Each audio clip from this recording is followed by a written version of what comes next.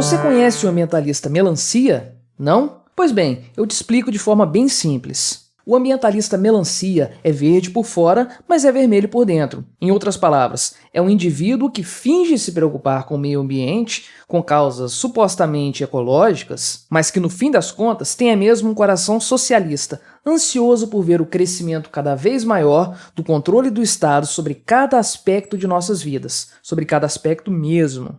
Antes que eu me esqueça, você já me segue aqui no canal? Se ainda não me segue e se você curte o meu trabalho por aqui, clique aí embaixo em se inscrever e aproveite e deixe também o seu like e o seu comentário aqui neste vídeo, porque isso ajuda bastante o meu canal a crescer e a ser divulgado pela plataforma. E me siga também lá no Instagram, @quintessencia.lib, porque eu sempre posto conteúdos diferentes por lá também.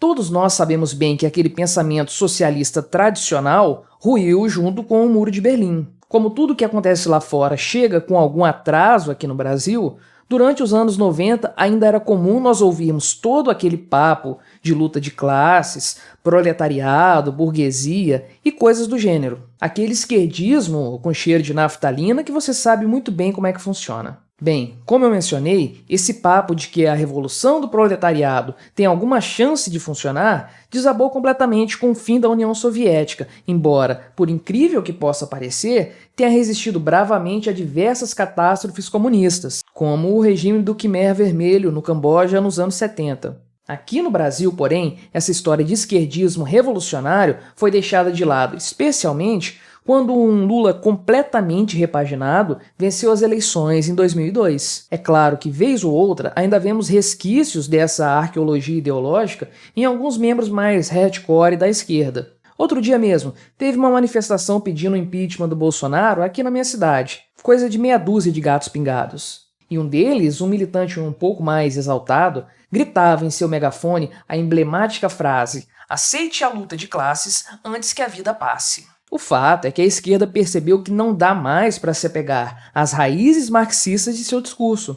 Embora o desejo de controlar a vida das pessoas e a inveja intrínseca ao socialismo ainda estejam presentes no coração dos socialistas, a verdade é que esse discurso não cola mais. Toda sorte de erros já foram cometidos na defesa do comunismo raiz e ninguém compra mais essa ideologia furada. Então, eles precisaram partir para outros lados, especialmente abordando a questão do ambientalismo e a suposta defesa dos direitos das minorias. Esse segundo ponto, que também é muito importante, vai ficar para outro vídeo. Hoje, eu quero falar do pseudo-ambientalismo que tem tomado conta do discurso mainstream, capitaneado por pessoas abertamente de esquerda. São os já citados ambientalistas melancia, indivíduos que são ambientalistas por fora e socialistas por dentro.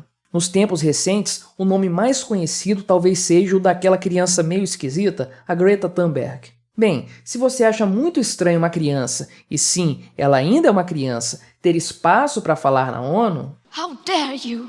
How dare you? Você está certo. Ela claramente é apenas uma porta-voz, um rostinho bonito. Vá lá, não tão bonito assim, mas que representa ideias concebidas por outras pessoas que não convenceriam tanto se aparecessem publicamente. Isso acontece com muita frequência. Existe um rostinho que tem um apelo maior e que acaba sendo ensaiadinho para falar uma série de ideias de uma forma convincente e que engana muita gente. E isso costuma dar certo.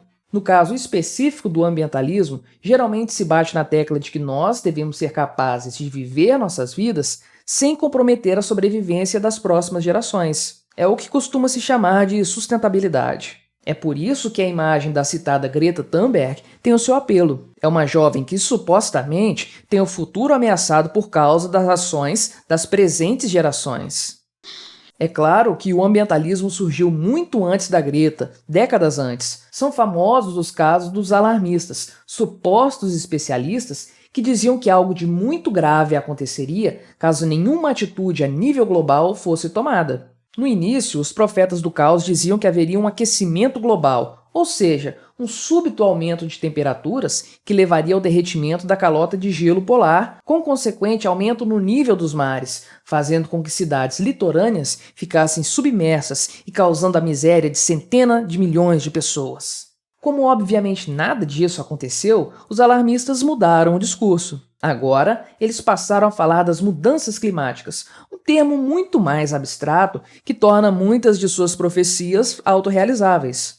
Alguns, inclusive, já falam sobre condições climáticas extremas, algo ainda mais genérico, mas de caráter igualmente alarmista. Não vou entrar nesse mérito nem discutir se o ser humano, de fato, causa mudanças climáticas relevantes. Isso também é papo para outro vídeo. O ponto aqui é outro: a tentativa de criar uma comoção mundial que justifique um esforço conjunto que vai resultar, naturalmente, em mais impostos e em mais controle sobre nossas vidas nas mãos dos estados. Também chama a atenção a grande hipocrisia de muitos dos defensores do meio ambiente, pelo menos aqueles que têm espaço na grande mídia. Pense em gente como Al Gore, Edward Norton, Leonardo DiCaprio, Bono Vox e Cameron Diaz, que chegou a dizer que não dá descarga no vaso sanitário quando faz xixi para economizar água. Sério mesmo que essa turma está preocupada com o meio ambiente? Será que eles se importam de verdade com a natureza quando suas mansões e casas de praia consomem quantidades colossais de água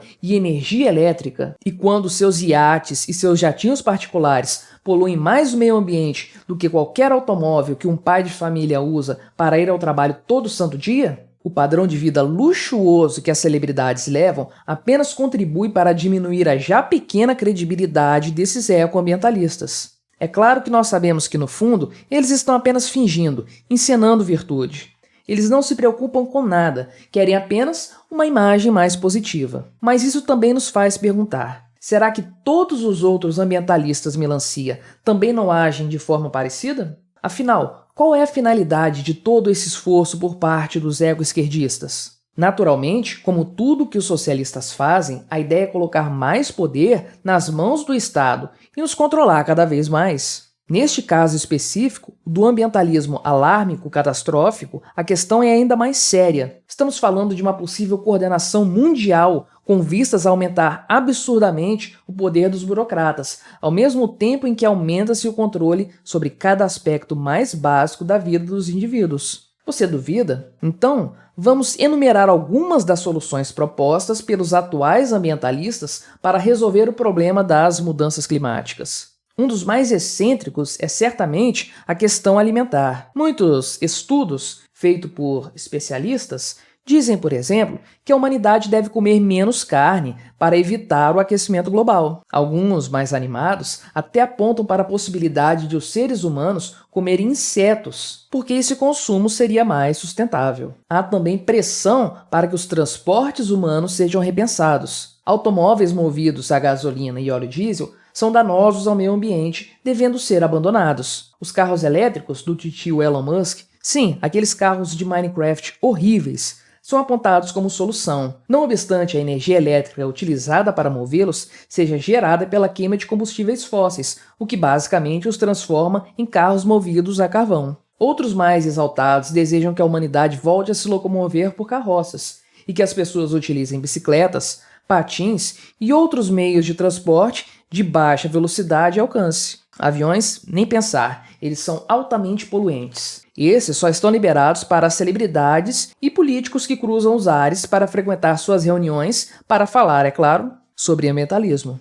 Mais do que isso, já há quem queira controlar o tamanho das casas, a quantidade de filhos que uma pessoa pode ter, o tempo de banho, enfim, cada mínimo aspecto da vida humana, tudo isso por uma boa causa, a preservação do meio ambiente. Veja só, parte de um pressuposto altamente questionável que está longe de ser um consenso para daí então avançar sobre as liberdades individuais. Tudo isso sob um verniz de preocupação socioambiental. O Dr. Patrick Moore, um dos cofundadores da famosíssima ONG Greenpeace, demonstra isso de forma inequívoca. Hoje, ele reconhece como o movimento ambientalista foi aparelhado por pessoas que querem, exatamente, mais controle social. Diz Patrick Moore: eu deixei o Greenpeace porque meus colegas diretores, nenhum dos quais tinha qualquer formação científica, lidavam com questões sobre produtos químicos, biologia e genética sem terem formação alguma. Eles usavam da organização para um ambientalismo pop, com base no sensacionalismo, a desinformação, a tática do medo, etc., para tratar com as pessoas numa base emocional, em lugar de apelar para o arrazoado intelectual. Em muitos casos, a auto-intitulada defesa do meio ambiente É apenas ódio contra o ser humano, disfarçado com uma maquiagem bem cretina. Pense comigo, as pessoas que defendem a diminuição das terras cultiváveis para que em seu lugar grandes extensões de terra sejam reflorestadas, estão querendo, na verdade, que mais pessoas passem fome. Isso se aplica também à pecuária. E pode-se dizer o mesmo da luta contra os defensivos agrícolas, algo que resultaria apenas em menor produtividade da agricultura e mais gente passando fome. Por outro lado, vemos que pessoas que defendem, por exemplo, os ovos das tartarugas são favoráveis ao aborto. Tudo bem matar uma criança dentro da barriga de sua mãe, desde que as tartaruguinhas consigam chegar no mar. Não é possível que essas pessoas não saibam que, no fundo, grande parte das medidas que eles defendem causarão, isso sim,